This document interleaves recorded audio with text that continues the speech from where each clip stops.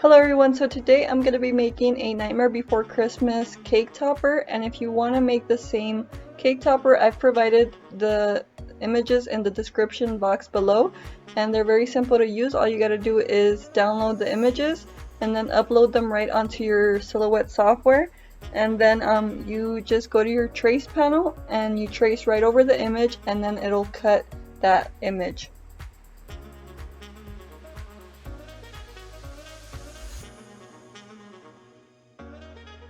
Like for example, I'm going to be cutting this part right here onto black cardstock, and then the moon just on yellow cardstock. So I'm quickly showing you guys how I typed up the name, and I just spelled out my little nephew's name, Levi. And then I just used the font Nightmare Before Christmas. I just downloaded it from Google. I think it was on thefont.com or one of those free font websites.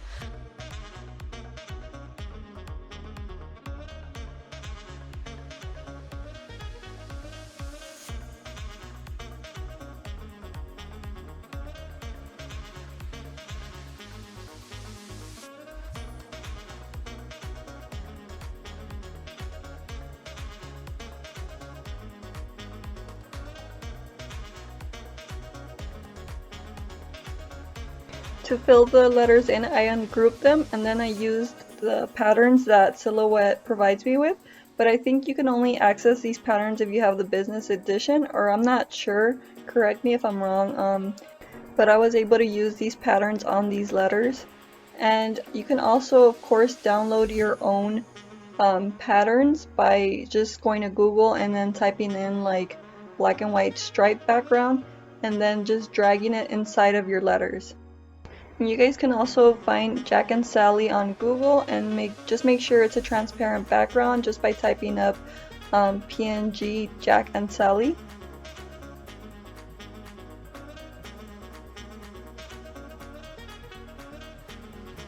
And here I just inserted a clip of me unloading my Silhouette.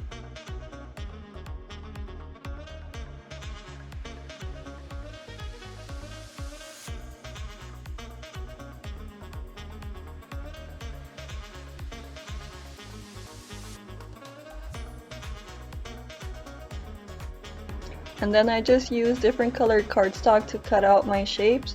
It was, I think, 60-pound cardstock, if I remember correctly.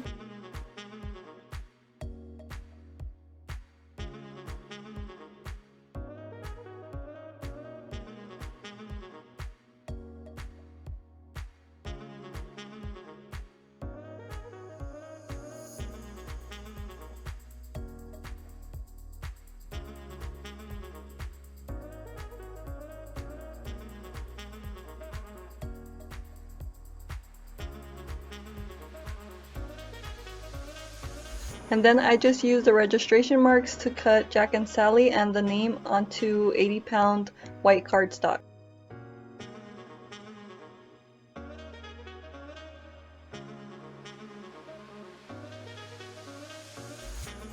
And here comes my favorite part. I'm just assembling my cake topper, and I also have an image next to me of the cake topper or the design on my computer that I'm peeking over at so I can see where everything goes.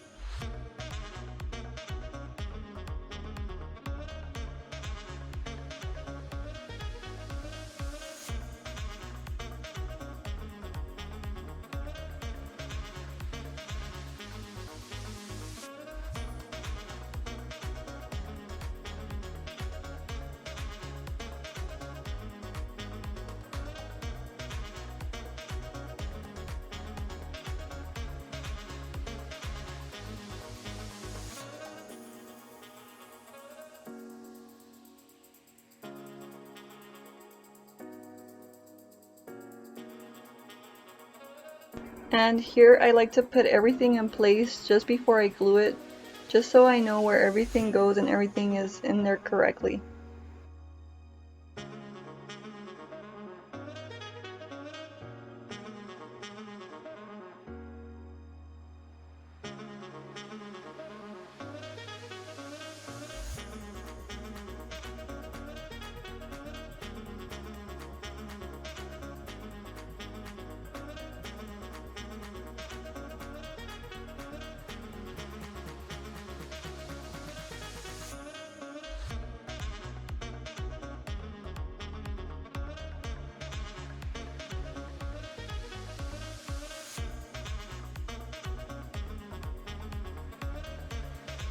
So I wanted to add a little bit more detail with this, with my Cuttlebug. So I just put the letters in this polka dot folder, and then I embossed it using the Cricut Cuttlebug. And I got this folder from Wish, by the way. I love buying stuff from there because it's very, very inexpensive.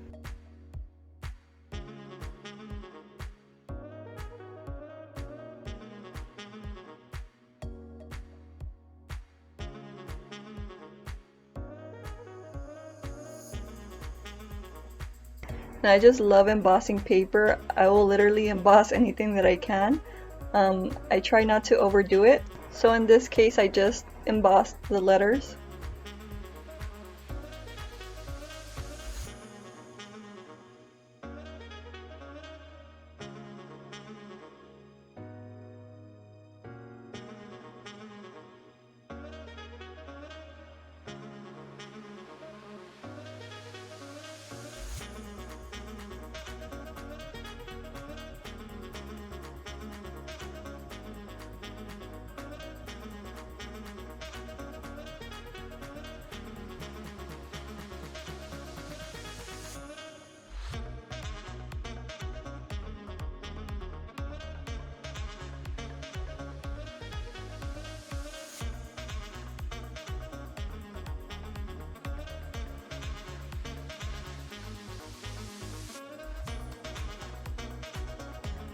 And here I'm just using this tacky glue that I always use, that I get from Dollar Tree.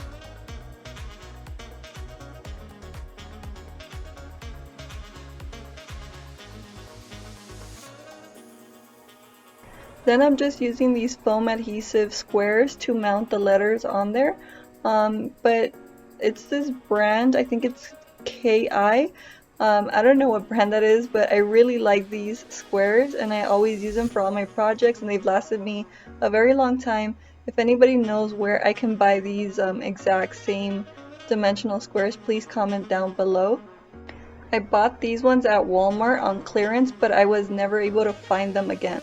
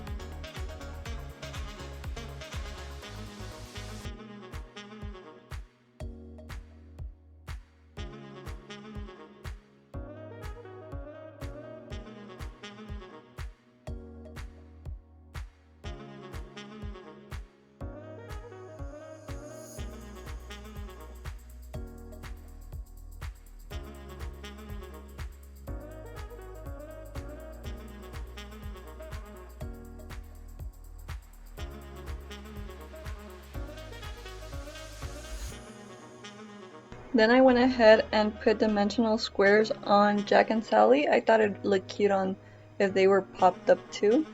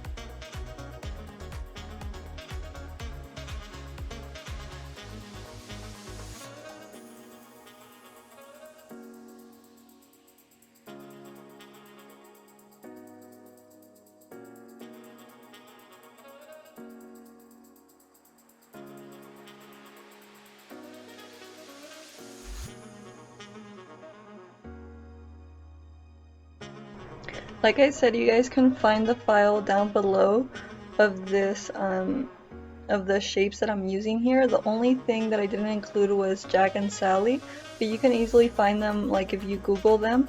Just make sure that they are on a transparent background.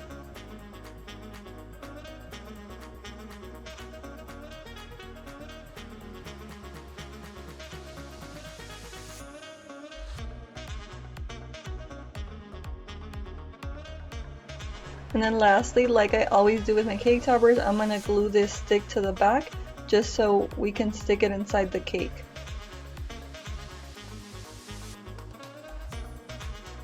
So I'm pretty much finished with this cake topper. Let me know what you guys think in the comments down below. Please don't forget to subscribe and hit that like button. It really helps me out a lot. And I'll see you guys in the next one.